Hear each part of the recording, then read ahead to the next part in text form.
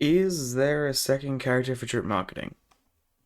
Like last time, as I said, if it is a second character, which there wasn't yesterday, last night, but it could just be a day between. Um, Valeria Vodyanitsa. I'm assuming there is a new post. So that means there's something. I don't think it's about that today, so it could be. I'm hoping Vodyanitsa. I have some thoughts. If it is, well, I'll go. I'll get it at first because it could be in a splash art if it is. I hope she has like the tail from her meeting point art. I have brought it up here. I should have had it up yesterday, but I forgot. I hope we get to see more of this. It'd be cool. Please. Yeah. Oh, it doesn't have the tail, but it's still her. Yes. Okay. So the tail we still don't really get to see much of yet, but it is in this, which I kind of hope is in her kit. We'll see. Um. Okay. This is honestly really good. Um. Not just because I really like this character, but because she's second drip marketed, presumably means she's second half, so it's an extra 3 weeks I can save. Thank God I need all the time I can get. That's why I honestly wouldn't have complained if she wasn't this patch. If she was like point 0.6, I wouldn't have minded because it's literally just more time to save. But okay, she's point 0.1, which was expected because of the meeting point. Okay. Vodyanitsa, lingering siren song. Like, this is the thing. Like, I think that's actually the first time siren has explicitly been said. I think, like, from Linnea's voice lines, it gave the vibe of a siren, but I don't think it ever actually said siren specifically. This time it does. Cool.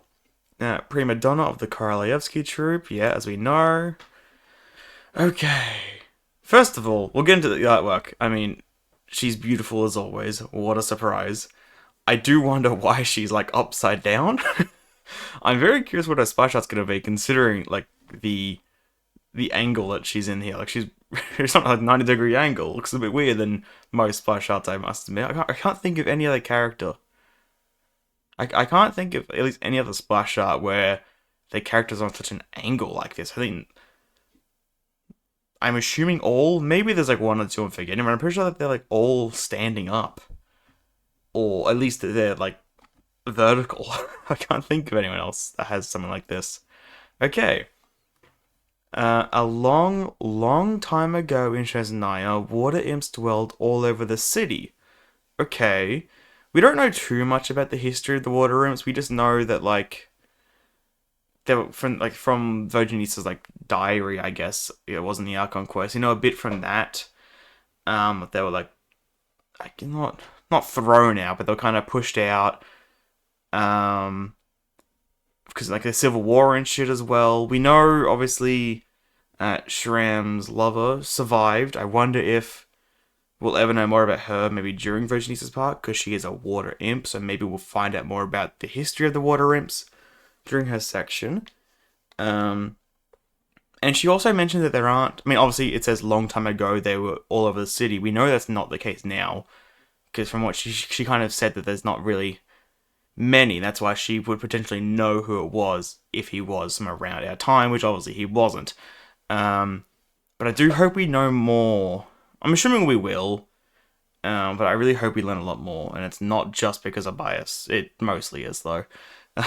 um, some sang glorious melodies on the stage, while others cheerfully hummed light-hearted tunes through the streets and alleyways. I'm assuming, actually, like, they kind of... I can't remember exactly what they said in the Archon quest, but, like, there's, like, she could hear the voices and, like, I guess lingering songs of... I mean, I think she mentioned previous water imps in, like, around the stage. I wonder... Like, I don't know how long the Korolyevsky troupe's been around. I wonder, like, was it the same name? Is it, like... Is this the stage we're talking about, I wonder? I don't know. I haven't done much lore stuff regarding Snezhnaya. It's mainly just been the Archon quest so far, so I don't know how much we know about certain things. But it'd be cool to know. Then there were the others who preferred to slip into the water, where they would lure curious passerby to the water's edge with their haunting, dreamlike songs, only to then suddenly leap up and splash the unsuspecting onlookers full in the face before vanishing, giggling back beneath the surface with a flick of their tails, leaving their victims floundering between anger and laughter. Now this just sounds amazing, man. Like this is exactly like it's kind. This is like this kind of description is exactly what I was expecting when we read not Linnea's voice line about Vodyanitsa. That this is the kind of thing I was exactly what I was expecting. Um, Especially with the tail as well. Like obviously we see a little bit of it here. We don't see that's the only glimpse I think we get. Obviously I haven't done her meeting point yet, so I don't know if this actually appears in her meeting point. It might, considering it's in the artwork. But okay, I very much like the sound of this. This sounds amazing so far. But as time passed, the stages and alleyways of Snezhnaya quietly lost their singers, and the melodies beneath the waters, carried by unseen currents, began flowing soundlessly toward a distant silence. It kind of that kind of gives Fontaine vibes in a way. I don't know why. It's like part of it's because it's water, but it kind of reminds me of how all the waters converge and to the Fountain of Lucine, kind of like they, because it kind of sounds like they all converge toward that distant silence, whatever that really means. It's hard to know, but it reminds me of that, which is yet another correlation that Snezhnaya and Fontaine seem to have. People began to whisper uneasily among themselves, wondering if those haunting songs from the deep might drift away from them forever. Drift away from them? Huh. People began to whisper uneasily among themselves, wondering if those haunting songs from the deep might drift away from them forever. What does that mean? I guess if it's like if it's I don't know if it is, but if it's like anything like the Archon quest, like I guess the lingering songs was kind of like the people that were lingering around drift away from in that regard. Is that what it's referring to? Or is it something else? I'm probably looking way too much into it. Then, one morning, people learned that Vodyanitsa was still performing on the stage of Korolyevsky Theatre, as though the days of old had never faded and the joy of bygone times had remained just as it always had been. That does remind me, actually. I don't know why that line in specifically did. And I think I had the same thought when it came to Vesna's drip marketing. I wonder how long each of the races and each of the types of Fae has been around, but like more specifically the water imps, because I'm pretty sure I'd have to go back to my notes, but I'm pretty sure Vodyanitsa said something along the lines which made it seem like she was within the last 400 years. I can't remember what exactly it was, but like I don't think she was like she seemed like a younger one from what I remember. I could be wrong. Do I? You know, because she said she was still young, because I think when all the civil wars were happening around like 400 years ago, I think it was something like that. So I do wonder,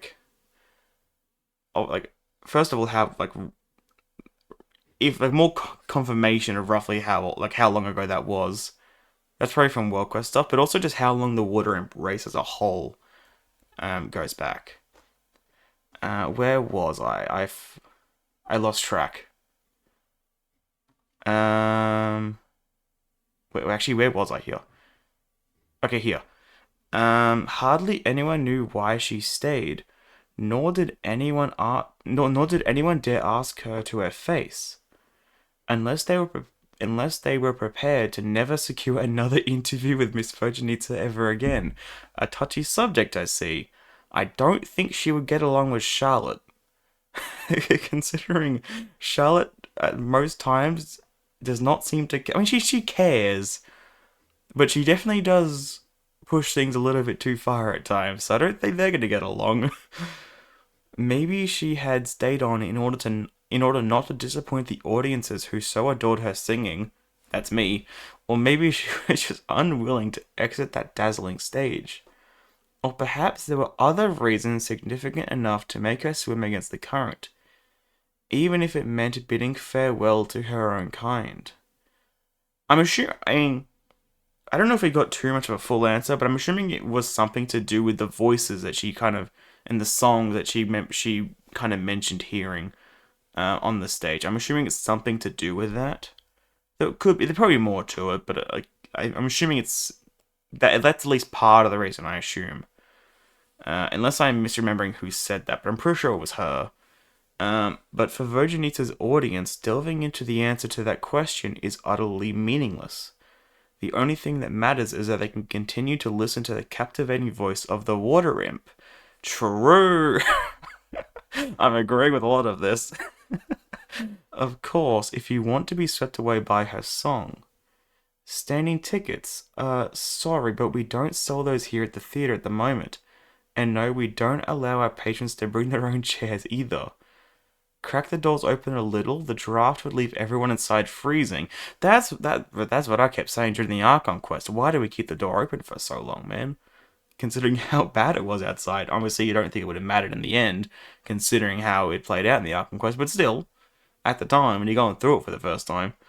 My apologies, but the theatre isn't hiring any deaconess at the moment. Damn.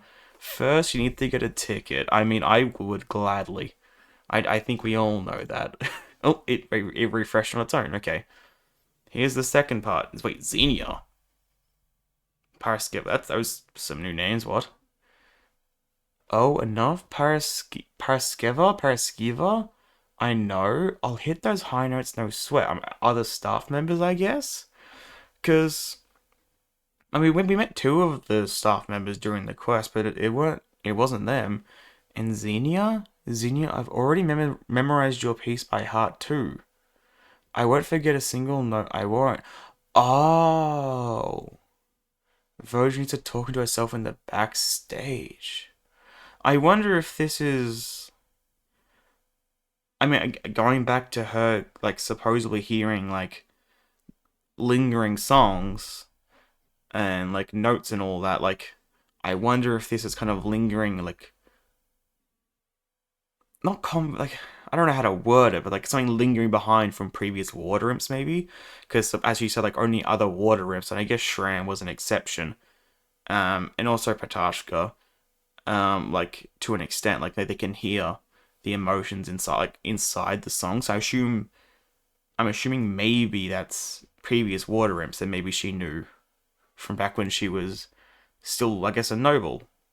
I think it was noble. Yeah, it was a water imp nobles that they said. Vodyanitsa, title Lingering Siren Song, prima donna of the Korolevsky troupe, Vision Hydra, and Constellation Piscicula Aurea. Okay.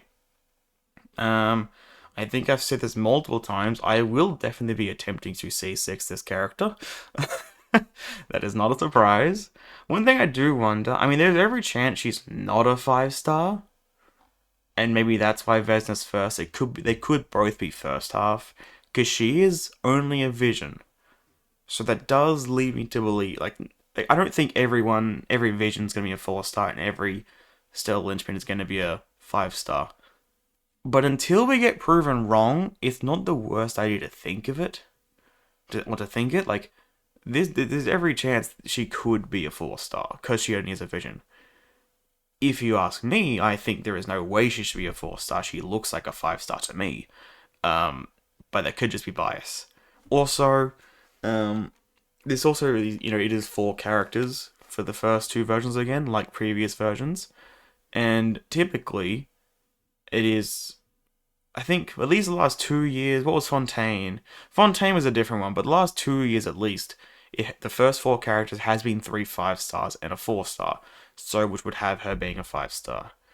I think, apart from that, surely she's a catalyst. I mean, it feels weird to say, like, here's the thing. I think the most likely one is a catalyst. Just because Hydro, presumably 4-star female, a lot of them are catalysts. And I do think it's fitting for a siren. I think with a catalyst, they could do anything. And, like there are so many things they could do with her normal attacks. The other one, then if she's not a catalyst, I think it'd be really cool if she's a polearm. Mainly because of this form, whatever it is. First of all, this better be involved in a kit. But like you have this, imagine like this with like using Ballad of the Fjords, the Trident Battle Pass weapon. I feel like that would be really fitting. So I think, apart from the obvious potential one of being Catalyst, out of the next four, I think the Trident, or not the polearm, because of the Trident potential, would be the next option. I also think it'd be really cool if it is the case that her weapon, her specialty, would be, or not her specialty, her signature would be a trident. Because I don't get battle passes. I've not gotten a single battle pass. I kind of want to use a trident with her if she has a polearm. Um, but those are my main thoughts. It does feel like, I mean, it's hard to tell, but it does feel like she might be leaning towards healer support. Um, I mean, that is also just a thing with Hydro.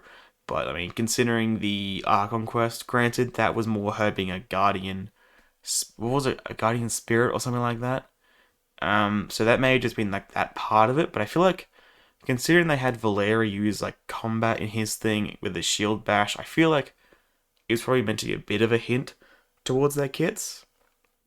So probably healer. And I mean, the songs and everything. I feel like just a healer just feels right. Which will be weird. I've never C6'd a healer before. But in the same respect, every character I've C6'd in the past was a support. So it seems like yet again, every character I want to C6, they are not a DPS. Even though I've always wanted to have a C6 DPS because I thought that'd be really fun. I don't think that's happening again. Or like, once again, it's not happening. Um, yeah, I think it's everything I've got. I can't think of anything else. Actually, no. There's one thing I did think of. I thought of this last night, and I think it'd be really fitting, because obviously Odette, Korolevsky troop and all that. She has the special like the idle animation where you can click it to keep her spinning around and do that. I think it'd be really cool if she had something similar. I don't know if it'd be an idol or something, but I think it'd be kind of fun if both the characters from there both had like to do with their idol. You could interact with it, and maybe instead of obviously, dancing or spinning like Odette does, she sings. I think that'd be really cool if it's something like that. I'm assuming they'll do something with it. I sure hope they do, because they do. They have been increasing more unique passives and stuff like that as we go on. So I hope there's something like that. I don't know what it'll be. If it's not that, then maybe it'll be something to do with this. I don't know. It's more spitballing at this point. I've got no idea. Um, but I'm really excited for this character. I think everyone already knew that, though. I don't think that's much of a surprise.